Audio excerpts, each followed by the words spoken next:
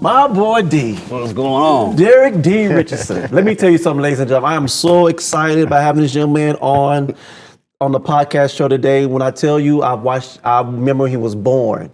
And just to see how he has just really matured and grown in the Lord. When I look at a millennial, are you a millennial still? Yeah. When I look at a millennial man that loves God, loves himself, loves his wife, loves family, loves community, loves working, I had to bring Derick Richardson II on the show, but we call him D.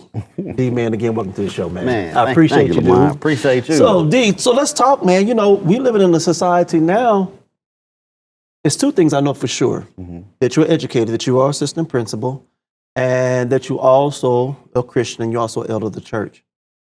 Let's talk about the whole church piece for a minute and not downplaying the church, not downplaying the Christian side. What do you want as a Christian black man? What do you feel like we need to see more of? The first thing that comes to mind when I think about like what with the church and what we need to see more of is I think that like growing up as a kid, I always saw like I grew up in the church. You know that, right? So I know churchy stuff. I know all the sayings. I know, some scripture I just know because I heard them all the time. People saying them in church. You know, like I know how to, worship poses or, how to, worship. I know all the things growing up. Right. But for me, especially with the millennial generation, my generation is like looking for authenticity. Okay. And so I think that like people that I talk to or that, that are around my age or like even younger folks is that like whatever it is, they need to be authentic. And I think that sometimes they don't see that enough. It's like, how do I express my worship to a God, but I want to be able to do it how I feel or I feel is appropriate or, it needs to be real. You know what I mean? And so for me, I remember growing up, in the church, it was always a struggle for me because it's like, I want to go experience the world and do these things. But I remember when I got to college, one of my foundation and like why I believe is that like I asked Jesus, I said, I need to know you for myself. And so I believe that being authentic is critical. Being the real you, how you would talk to, like I'm talking to you right now. Right. That's how I need to talk to Jesus. And why come we can't be real, D? I don't know. I think that sometimes a religious spirit is a real thing. And I think that especially going up in a church, people are just used to like, habits. People are creatures of habit. And I think that like you can get in the habit of like, I'm gonna wake up and pray this time every day. I'm gonna read the Bible every, this time, or, I'm gonna write this, but it's like. And some of them things are not wrong. No, definitely not. Definitely not wrong. It's just like, it's the heart. And like this thing that I wanted God to change in me is like, it has to be a heart thing. Okay. And it has to be an authentic thing. And so like, yes. And I think that our generation sometimes can like go extreme, like, I'm gonna worship God, I want to worship something. I'm gonna go and, go here and go to this spot and be in a club and do this stuff. But I was like, no, right? There is you gotta be disciplined, you know what I mean? And you gotta be aware, but you also need to be authentic in what God is asking you to do in your life. And I think that more of that would be helpful. Like even like, I think like Bishop, like I think about Bishop who? Bishop Harsaki, my pastor and his son and his family, they live it all the time. And so, and everything they do is like, and you get to know him and talk to him, you just see how like it's a part of his life, it's who he is. And I think, and people that pray, go to the prayer calls, intercessory calls, and all this stuff, I think that sometimes the people that might around my age or in our generation don't always connect what they look like after that's over. Ooh, that's good. What happens after the prayer call? What happens after the church service is over? Do you feel like your generation want to see more demonstration? I think so. Okay. I believe so. I believe that we're living in, the last of the last days. Right.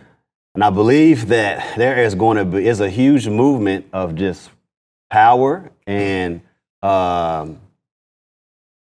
people and not looking for a sign, but they just want the realness. Okay. And I think that like you can't fake the power of God. When God comes in and does this, he gonna know he was there. Right. And I think this a movement of the fear of God, a movement of like the awe, not like being afraid of him, obviously, right? But this, realization of just how big he is and just how much he loves us. And I think that's going to be a big, push for my generation to see it. How has what was your I surrender all moment? I mean, every day is a surrender all. Oh yeah. But what was every day, right?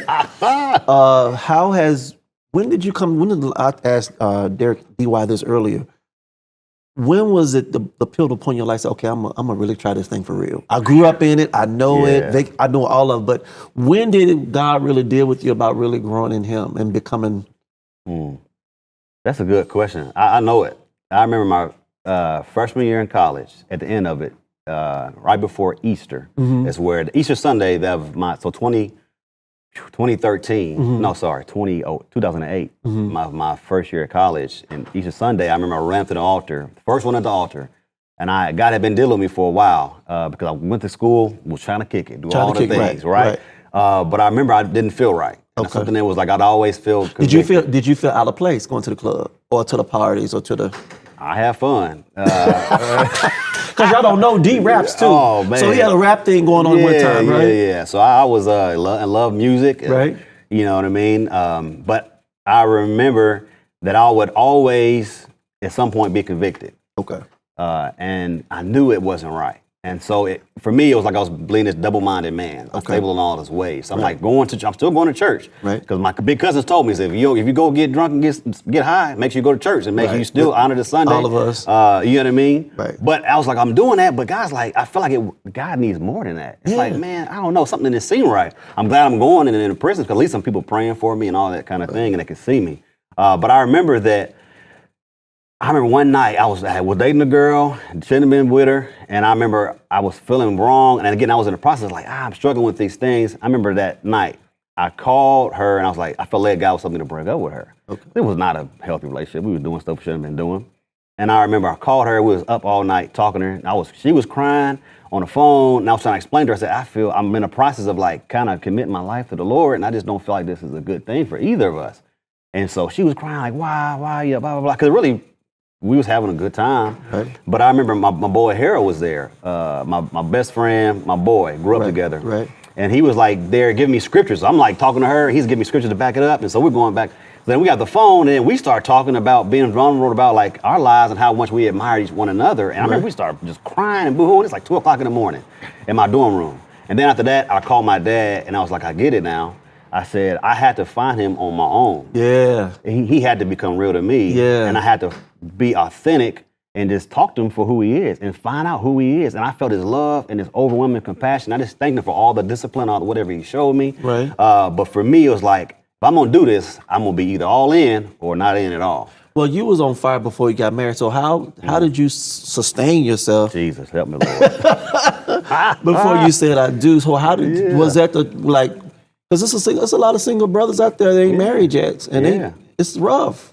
Yeah, that goes back into is like sometimes people want to say, "Oh, Jesus loves me. I can go do what I want." No, Jesus loves you. He gonna love you regardless.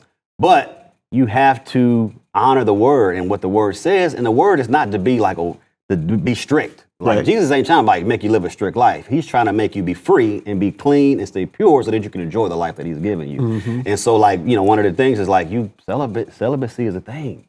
And I think that sometimes we get in mixed worlds or we want to like combine the two. And it's like, no, God does not want you to have sex before marriage. Right. And so knowing that, it's like he's also giving you the grace and empowerment to do it. Right. So how I endured that time, because that was like 8 years of celibacy before I got married. And when I first stopped, I was like, going back and forth. And I was like, God, I need your help. Right. And he showed me what grace is. It's not only on his unmerited favor, but it's also the ability to be able to do the things he's asked you to do. Gotcha. And so his grace sustained me. And I say that in a spiritual way. Yeah. But there was also some practical things I had to do too. Like I ain't, you know what I mean? I ain't watching certain movies. Right. Certain music. I had to listen to to Drake. Some music I just can't make you want to go do those things. You know what I'm saying? I told my wife, say something we be intimate. Yeah. I can't listen to that. Yeah, you can't, because it made you want to go do it. It's the spirit behind that stuff. Right. And so I had to stop listening to certain music. Like that was hard for me too, because I love good music. But I was like, man, that's making me pull some other things out of my life. Right. And so, and also like can't go over to some people's house certain times. I'm dating somebody. And how did you and Eno stay celibate when y'all dating period? So you know what? One of the main reasons, she was a virgin. Oh. Again, before we got married. She lived her life the right way. And I remember I said, especially I'm closer to the Lord, I'm not going to be the one.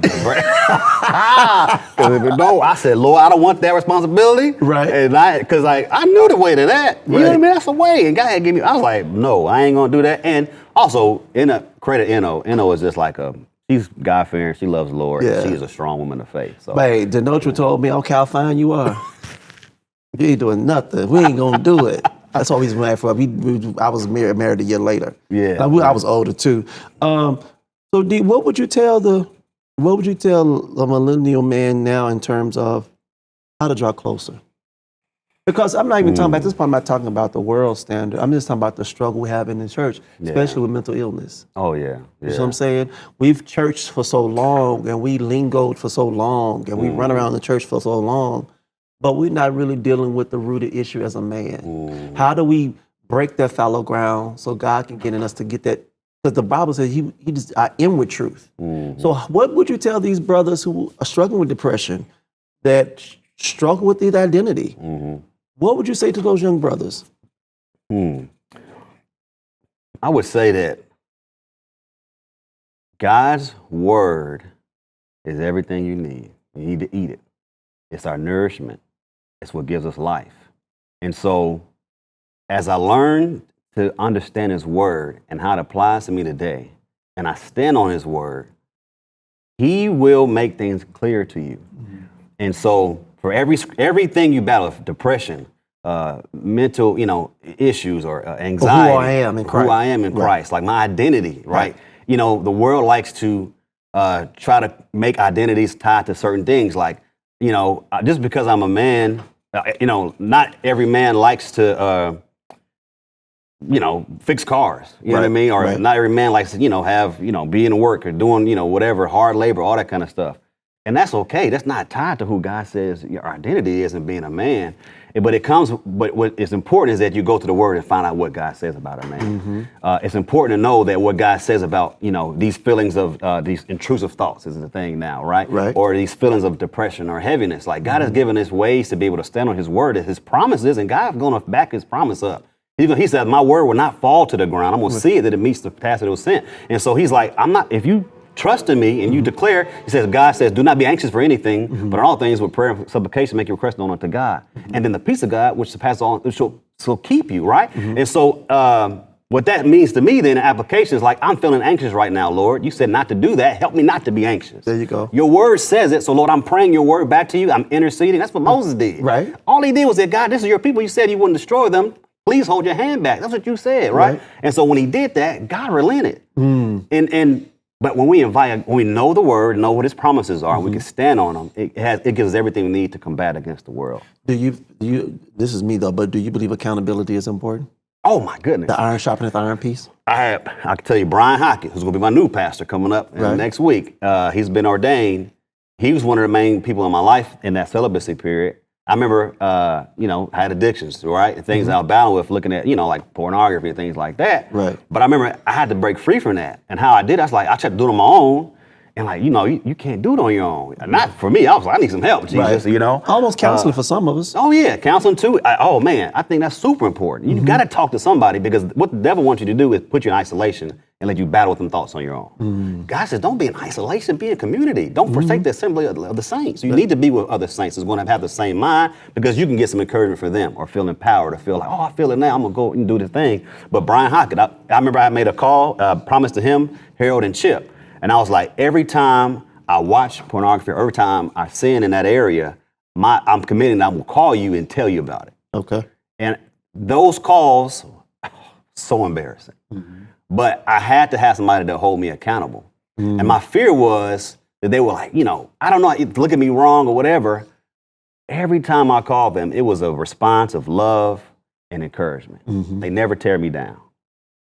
And that was important to me. It helped me a lot, because it showed me the heart of God. And it showed me that it's okay. But if you confessing, that's what I want, son.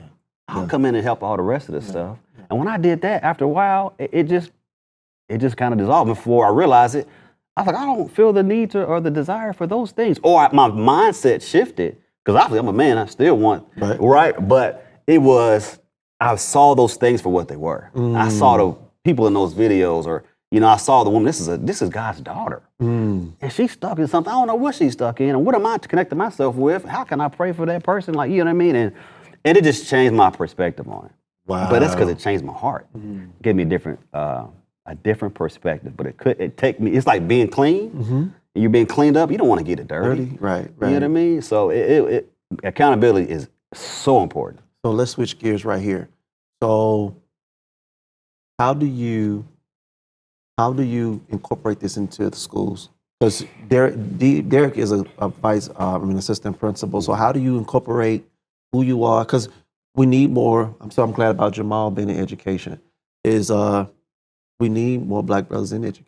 You know, how do you incorporate all things Derick Richardson equal to God into your school? Yeah, like I was saying, like one of the things I appreciate about Lord, he's like, I'm all in. So every day is a day that I gotta reflect Him and be a light. And so when I go up for school, how I show up, the things I choose to do, the things I choose not to do, is a reflection. And kids watch your every move, especially if you look like them or come from the same places that they come from, right? Right. And so everything I do, they watch. And I think that it's important for me, like as I show up, like, you know, people know I pray, people know what I believe in, people know those things. And I think that me just showing up and being in the space and living how I know God wants me to live, that's enough. What do you see in school systems that the enemy is really attacking our young men? What areas? Just this social media is supposed to be it could be a beautiful thing, but a lot of times enemies is using that to make kids be exposed to things that they shouldn't be. Right. If I had social media when I was a kid like that, Lord, them kids strong, because some of them navigate. I'm like, that's a lot of just. It's this constant exposure to things that like they don't know how to handle that, and then their minds are being warped. They don't know they're being warped, or they being desensitized to certain things. And so, I just think that they need to be constantly reminded of like different ways and different pathways. Like what? Like I don't have to go out to the club on the weekends. I don't have to, just because I'm upset doesn't mean I have to curse you out or be mean to you. You don't get on drugs? Get on drugs, right? I don't smoke weed, right? I don't have to do these things to fulfill these different areas of my life. Kids will come to me and like, Miss Richardson, what you doing this weekend? You gonna get drunk or whatever? I said, boy, get back up. I don't be doing that. You know that. You know what I mean? And so I'm keeping it real with them. And so real and honest, sincere, and kids know that. Okay. They know when you're real. They know when you're authentic, and they know, and kids, they laugh. They always try to get, like, they were like, you be cussing. I said, boy, I don't be cussing. You know that, right? And not that, it's I choose to do it because I want to honor the Lord. Right. And they know that, and they see that. And so, in my interactions with them, how I talk to their parents, how I talk to them, I don't belittle them. I apologize when I need to apologize, when I let, my anger get to me and I respond in a way I shouldn't have. They know that and they see that, and I apologize to them. I talk to them, and so I've built relationships with kids, and in doing that, it impacts them. It does, and the parents know it. They say it, and I have a reputation, and that kids know. They call me the popo. They know because I'm gonna show up, and I'm gonna shut it down. Right. But they know it's always out of love. You know. So I mean. Parents that are present in kids' lives, those kids are the most successful in school. Wow. It's a trend. It's a couple more questions and we'll wrap it up, D. How do you minister to the young man that's dealing with insecurity and fear? Yeah, that's a big thing today. Kids, man, especially as a young man, you're constantly comparing yourself and all the things. Especially after watching social media. Yeah, looking at social media and then they portraying these, fake images that like perfectly staged, and you think that it's real life and it ain't real life for them. And I think that like, how would I tell them, what would I do? Is like, be around people that are real. Get around an older person than you that has gone through this phase, right? Get around a 25-year-old. You 17 or you 15? Find somebody that's 10, 20 years older than you and spend time with them on a regular and talk with them. And those thoughts you're having, that you're trying to take into isolation, that you're battling with, talk about them, right? You worried about your, keep it real. I don't know how real I keep it on here. You can keep it real. But, sometimes guys be battling with, like, physically, are they good enough for a woman? Like, all these things you're battling with as a kid, like, you want to be like this, I want to be a macho man or this. And it's like, go talk to other men that have gone through this, that are older, that you know that you have a lot of respect for, and see how they deal with it, because they dealt with the same stuff you have, right? Find somebody you can connect with and be real with, and go and talk to them. Don't live your life in isolation. Don't let them thoughts, you battle with them on your own, or you're trying to figure them out. You could lose using Google. Google is a search engine. This is a computer. Find a person you can connect with be honest, you always be surprised with what they respond back to you. Like I appreciate the men in my life. That's one of the reasons like I am who I am today. I had a lot of mighty men that I could talk to and they poured into me. I could name about 10 off the top of my head that have been a vital part of my life. My Uncle Horace, right, who's a pastor, my dad, my uncles, my big cousins, Chip Bryan. You didn't have no choice. Yeah, I didn't have no choice. You had no choice. And even in that, my dad always told me, this is one of the things he taught me his whole life, my whole life, is that he's like, son, I'm going to heaven, but just because I'm going in don't mean you getting in. Right. You got to figure it out on your own. And I'm going to give you the platform, give you the wisdom, but you got to make your own decisions. And they never they always let me, they always let me figure it out. And they always like, oh, you going to figure it out. Like I remember one time I had my first year teaching. I didn't get asked to come back to the school because I didn't have my license. It would end up being a really big deal. And so like I was trying to get back into the school system and had a really rough situation with somebody and had to go back to the principal and ask like, hey, this is what I was doing. I had to make a presentation. I was stressed out. I'm like, God, you told me to do this. Right. Why is this? I feel like I'm embarrassed, right? What's my reputation? And things I definitely had to learn and grow. But I remember I went and talked to my people that I know in my life that had my back. Right. And I told Chip, I remember I told my dad, and they just laughed and were like, you'll figure it out. And I was like, I don't know what to do. What am I supposed to do? My dad's like, because you grew up in a generation that one thing I say about this generation now, or millennials, they're a little more for sure of what they want. And if it don't go with the path or don't flow, we get a little edgy. So last question, one more question. Where can we find you, D? Oh man, so you can find me on Instagram. I share a lot on my reels. I don't necessarily post a lot of posts, but at Debo Lottie. That's my right. So it's at DEEBOLOTTY at Debo Lottie. And I'm on Facebook, Derick Dee Richardson too.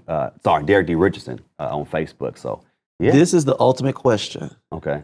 As a black man, why do you love the Lord the way you do? Because he first loved me. I know it sounds cliche, but that's what drew me. The thing that always keeps me drawn to him is his love and kindness and his tender mercies. He is the sweetest person I've ever encountered. And when I talk to him, when things get hard, it's his sweetness and his kindness. It draws me. And he's the most manliest man ever. He's the man. He's the definition of manhood, how Jesus walked the earth. And everything how he lived showed me how to do this thing. And so I love him because he pulls me. He's sweet and he's kind and he's tender to all people. And he wants to help people. And he did that. He was a leader, but he said, if I'm a leader, then that means I'm going to serve. I'm going to wash your feet. I'm going to come low and make sure I do what's good for everyone else. And in that, I'll bless you. I'll do all the other stuff for you. So it's his heart, his kindness and his tenderness towards us, man. It just makes me like, I want to be clean and stay clean because you're clean. And I want to be with you. So, yeah. D-Boy, I appreciate you, D. Appreciate you. Yes, brother. sir. Yes, sir. All right. You can find us in all social media platforms. My Manhood Matters. Thank you for watching My Manhood Matters. If you like what you're watching, do me a favor. Hit like and subscribe and see you next time.